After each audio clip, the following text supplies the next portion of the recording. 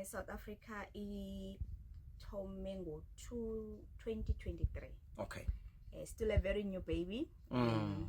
Yaqalwa when we launched it, but i-competition yokuqala nqanqa i-program lesinayo iqala 24.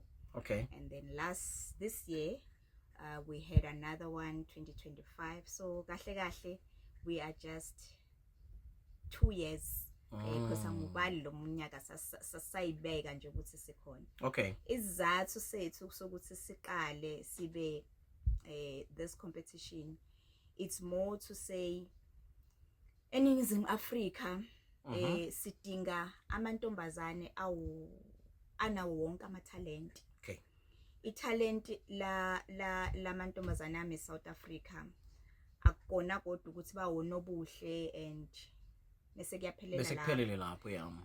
International South Africa ufocus more kuma programs afana nesikole, so sinezinto ezifana no scholarship where sithi abaletha ama report abo analyze wesiwabheke loyo owenze kahle ku category yakhe ngoba ba ama category awu 6.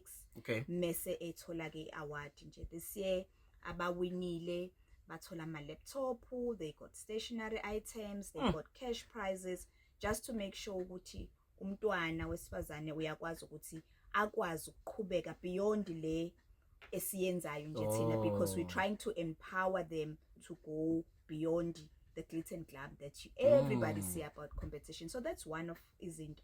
Sithola nama-tutor ke afikayo bazobafundisa nge-maths, ne-science and all that.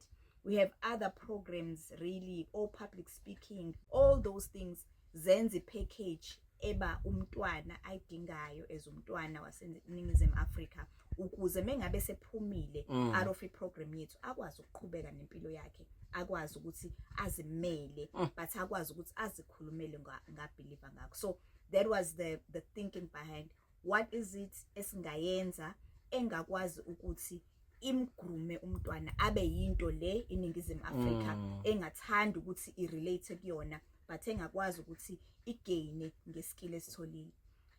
The brain behind ndimke ophambi kwenu. Yazi ngizomnandi njani? Yabona ukushare microphone nabantu abanjengani ngizwa ubumnandi khulu ngoba sebathloka abantu abenza njenganje.